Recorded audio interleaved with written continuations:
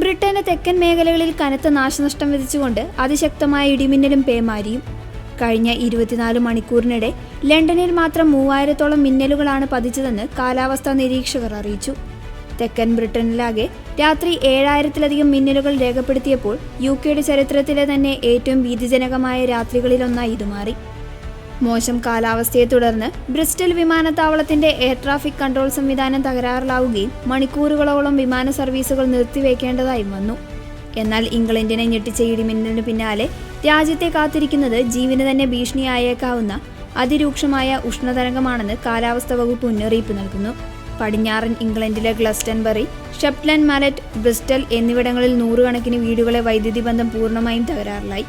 ബ്രിസ്റ്റലിൽ ഇടിമിന്നലേറ്റതിനെ തുടർന്ന് ഒരു വീടിന്റെ മേൽക്കൂരയും 1-ാം നിലയും പൂർണ്ണമായും കത്തിനശിച്ചു. ലണ്ടൻ ഫയർ ബ്രിഗേഡിന് രാത്രി മുഴുവൻ 400-ലേറെ അടിയന്തര കോളുകളാണ് ലഭിച്ചത്. ശക്തമായ മഴ റെയിൽ ഗതാഗതത്തെയും ബാധിച്ചിട്ടുണ്ട്.